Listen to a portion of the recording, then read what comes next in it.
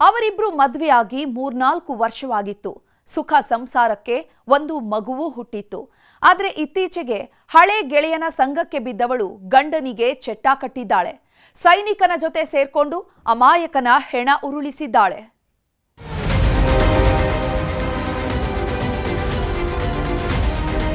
ನಿದ್ದೆ ಮಾತ್ರಿ ಹಾಕಿ ಅವನಿಗೆ 8 ಹಾಕ್ಯಾಡ್ರಿ, ನನಗೆ 4 ಹಾಕ್ಯಾಡ್ರಿ. ಕಾರಣ ಯಾಕೆ ಹುಡುಗನ ಜೊತೆ ಅಫೇರ್ ಇದ್ದಿದ್ದು ಅಂದ್ರಿ.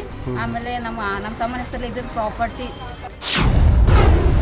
ಕಟ್ಕೊಂಡ ಗಂಡನಿಗೆ ಕೈ ಕೊಟ್ಟು ಆಡ್ತಿದ್ದಳು ಡೆಂಗ್ರಿ ಬಿಲ್ಲಿ ಆಟ. ಮಿಲ್ಟ್ರಿ ಮಾಮನ ಮೋಹ ಗಂಡನಿಗೆ ಕಟ್ಟಿದಳು ಚಟ್ಟ. ಮಳ್ಳಿ ಮಳ್ಳಿ ಮಿಂಚುಳ್ಳಿ ಅಂದ್ರೆ ಇವಳೊಂಥರ ನುಲಿದಾಡು ನಾಗವಲ್ಲಿ.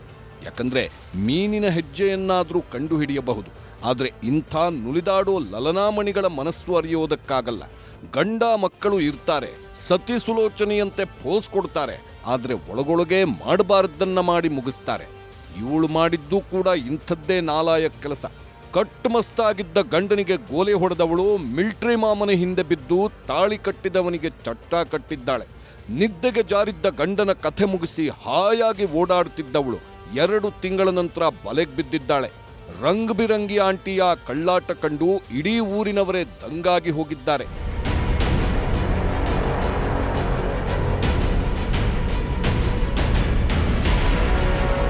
ಇವಳೇ ನೋಡಿ ಕಟ್ಕೊಂಡ ಗಂಡನಿಗೆ ಚಟ್ಟ ಕಟ್ಟಿದ ಚಿತ್ತಚಂಚಲೆ. ಹೆಸರು ಭಾಗ್ಯಶ್ರೀ ಅಂತ. 3-4 ವರ್ಷದ ಹಿಂದೆ ವಿಜಯಪುರ ಜಿಲ್ಲೆಯ ಇಂಡಿ ಮೂಲದ ಅರುಣ್ ಕುಮಾರ್ ಬಡಿಗೇರ್ ಅನ್ನೋನನ್ನ ಮದುವೆ ಆಗಿದ್ಲು. ಗಂಡ ಬಡಗಿ ಕೆಲಸ ಮಾಡಿಕೊಂಡಿದ್ರೆ ಈಕೆ ಮಾತ್ರ ಡಿಂಗು ಡಾಂಗು ಮಾಡಿಕೊಂಡು ತಿರುಗಾಡುತ್ತಿದ್ಲು. ಇವರಿಬ್ಬರ ದಾಂಪತ್ಯದ ಫಲವಾಗಿ ಒಂದು ಮುದ್ದಾದ ಮಗುವೂ ಇದೆ. ಆದ್ರೆ ಈಕೆಗೆ ಮಾತ್ರ ಮಾಜಿ ಗೆಳೆಯನ ಸಾಂಗತ್ಯದ ಸಂಘ ಬೇಕಾಗಿತ್ತು. ಹೀಗಾಗಿ ಹಳೆ ಗೆಳೆಯ ದೀಪಕ್ನ ಸಂಪರ್ಕ ಬೆಳೆಸಿದವಳು ಹೊತ್ತು ಗೊತ್ತು ಇಲ್ಲದೆ ಫೋನ್ನಲ್ಲಿ ಲಲ್ಲೆ ಹೊಡಿತಿದ್ಲು. ದುರಂತ ಅಂದ್ರೆ ಈಗ ದೀಪಕ್ ಸೇನೆಗೆ ಕೆಲಸ ಮಾಡ್ತಿದ್ದ, ನೋಡೋದಕ್ಕೂ ಸುಮಾರಾಗಿದ್ದ. ಆದ್ರೂ ಅದೇಗೆ ಈ ಆಂಟಿಯ ಮಾಯಾಜಾಲಕ್ಕೆ ಬಿದ್ನೋ ಗೊತ್ತಿಲ್ಲ. ಕಣ್ಣಲ್ಲೇ ಕುಲ್ಫಿ ಆಟ ಶುರು ಮಾಡಿದವಳು ಮಿಲ್ಟ್ರಿ ಮಾಮನ ಪಾಲಿನ ಪಂಚಾಮೃತ ಆಗಿದ್ಲು.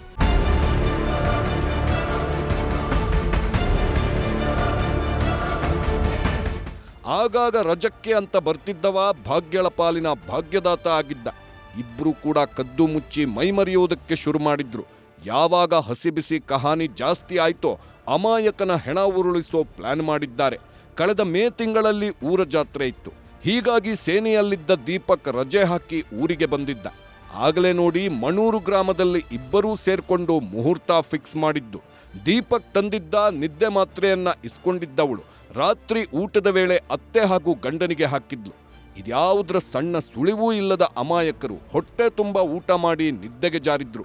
ಇತ್ತ ಗಂಡ ಕಣ್ಮುಚ್ಚುತ್ತಿದ್ದಂತೆ ಹಂತಕ್ಕಿ ಭಾಗ್ಯಶ್ರೀ ಗಂಡನ ಉಸಿರುಗಟ್ಟಿಸಿ ಉಸಿರು ನಿಲ್ಲಿಸಿದ್ದಾಳೆ. ಯಾವಾಗ ಅರುಣ್ ಕಣ್ಮುಚ್ಚಿದ್ನೋ ಭಾಗ್ಯಾಳ ನವರಂಗಿ ಆಟ ಶುರುವಾಗಿತ್ತು. ಶಿಕರ್ಣಿ ಚಪಾತಿ ಮಾಡಂದ್ರಿ, ಮಾವಿನಕಾಯಿ ಶಿಕರ್ಣಿ ಚಪಾತಿ ಮಾಡೋದ್ರಿ. ಅದ್ರಾಗ ಗುಳಿಗೆ ಹಾಕ್ಯಾಡ, ನಿದ್ದೆ ಗುಳಿಗೆ ಹಾಕ್ಯಾಡ್ರಿ.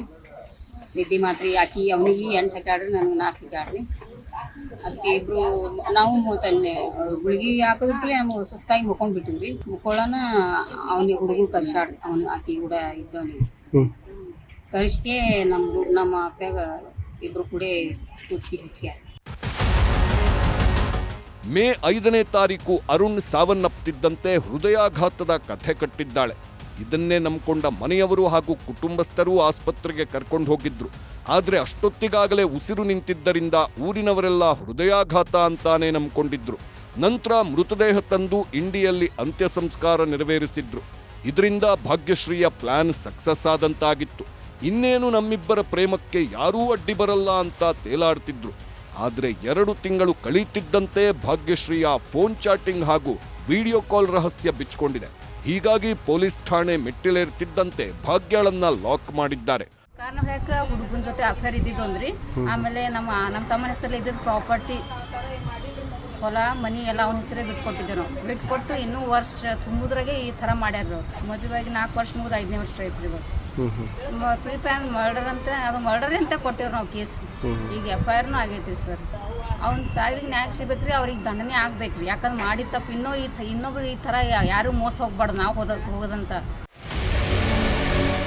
ಒಟ್ನಲ್ಲಿ ಕಟ್ಕೊಂಡವನಿಗೆ ಕೈಕೊಟ್ಟು ಪರಪುರುಷನ ಹಿಂದೆ ಬಿದ್ದವಳು ಒಂದು ಜೀವವನ್ನೇ ತೆಗೆದಿದ್ದಾಳೆ. ಸಂಸಾರದ ಬಂಧ ಸಾಕು ಅನ್ನಿಸಿದ್ರೆ ಡಿವೋರ್ಸ್ ಕೊಡ್ಬೋದಿತ್ತು, ಇಬ್ಬರೂ ದೂರ ಆಗ್ಬೋದಿತ್ತು. ಅದನ್ನ ಬಿಟ್ಟು ಜೀವವನ್ನೇ ತೆಗೆಯೋದು ಅಂದ್ರೆ ಏನ್ ಹೇಳೋದು ಹೇಳಿ.